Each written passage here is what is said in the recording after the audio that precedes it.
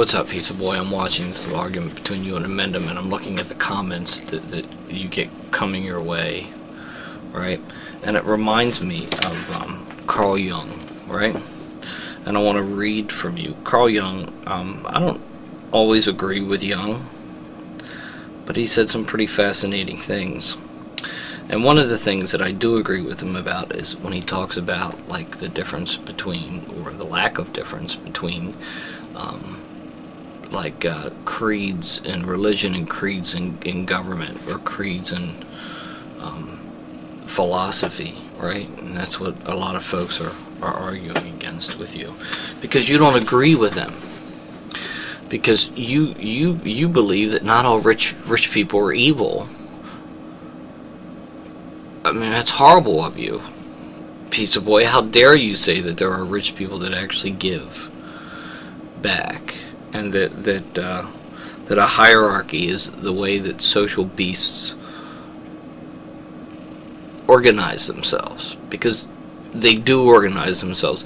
And people that don't believe that that's just the way it will always be just will deny human nature. And you know, they should probably, Steven Pinker's great because he talks about, like, how humans, especially on the left, constantly deny human nature. Just absolutely hysterical.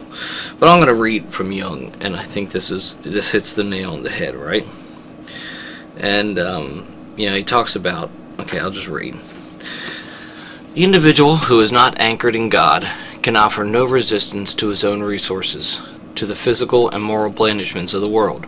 For this he needs evidence of inner transcendent experience, which alone can protect him from the otherwise inevitable submersion in the mass. Merely intellectual or even moral insight into the stultification and moral irresponsibility of the mass man is a negative recognition only, and amount to not much more than a wavering on the road to the atomization of the individual.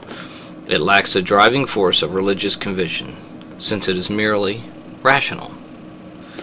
The dictator state has one great advantage over bourgeois reasoning. Along with the individual, it swallows up its religious forces. The state takes the place of God. That is why, seen from this angle, the socialist dictatorships are religious, and the state slavery is a form of worship. But the religious function cannot be dislocated and falsified in the way without giving rise to secret doubts, which are immediately repressed as to avoid conflict with the prevailing trend toward mass-mindedness. And that's what you're dealing with right now. You're dissenting against the mass-mindedness of this populist sentiment that came with this administration in this country.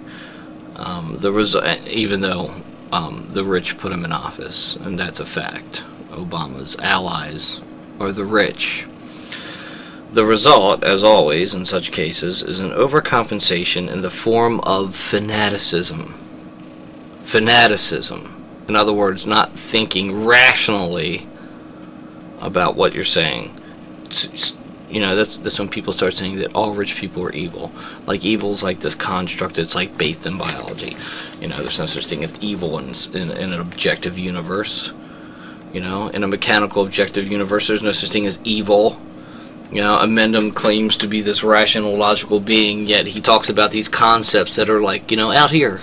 That, like, really, you know, that they're just like these man-made constructs that were, like, based in, you know, religion, you know, a long time ago, you know, all the way back to Zoroastrianism. We were talking about the truth and the lie, and evil and darkness and bad and good, and, you know, these dichotomies, which are completely theological in nature.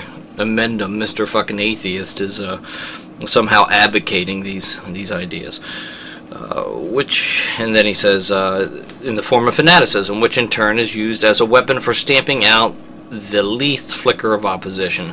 Free opinion is stifled and moral decision ruthlessly suppressed, on the plea that the end justifies the mean, even the vilest.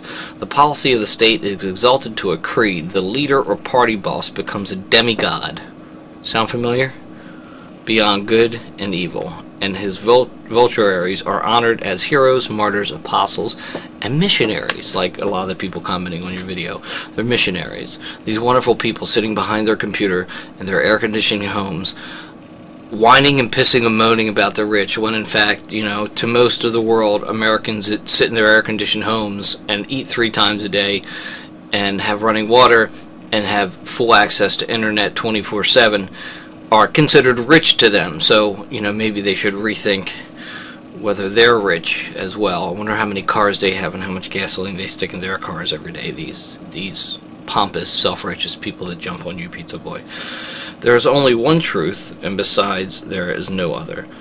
It is sacrosanct and above criticism. So their attitude is above criticism. Anyone who thinks differently is a heretic, who, as we know from history, is threatened with all manner of unpleasant thing. Only the party boss, who holds the political power in his hands, can interpret the state doctrine authentically, and he does so just as it suits him or her. Right? That's Young. Carl Young. Pretty brilliant guy. Those are the things that he talked about. And the reason I did this video is because, you know, that political boss, party boss, you know, was George Bush for 8 years, you know, and if you disagree with anything he said, you weren't a patriot, and you were un-American, and you were with the terrorists. You're either with the terrorists or you know, and that's the same bullshit that, you know, I'm hearing in this argument, that, you know, if you agree with the rich, then you're fucking evil too, you know, and when some people actually, you know, did, you know, make their money on their own and actually give back quite a bit to the community, you know, and guys like Warren Buffett and such. Yeah, and I mean, he's just one example of many that hand out billions and billions of dollars a year. And, you know, for everybody that bitches about what Walmart does, you know, here in labor, even though studies after study have shown they're right around middle of when it comes to retail and how they compensate their employees. They're not on the low end or the high end. If you go to Southeast Asia and where they manufacture, they're quite on the high end there. They pay better than everyone. So, and it certainly has, that manufacturing base has done quite a bit for the average Southeast Asian. And to say that it hasn't is being blind. Poverty, since we've had global trade, has almost halved.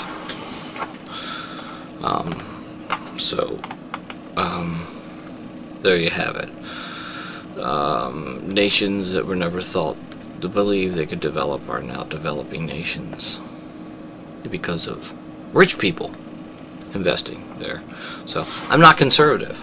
I don't, you know, I don't have a problem with taxing people with money more than we tax people that don't have money. I don't have a problem with that. I do have a problem with these radical fanatic leftists that seem to think that anyone who has anything is evil, especially ones that sit on the internet in their air conditioning homes and their running water and their cars that they fill up, collecting their government and private industry privileges. And this entitlement, I just don't understand entitlement. I've always been someone who believes in natural selection, and I believe the things that Jefferson and Washington and Madison had to say about private property. And you know, there will always be those that have and some that have not.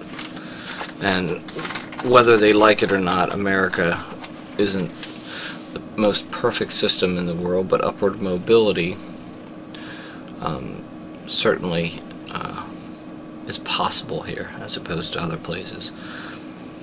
And you know,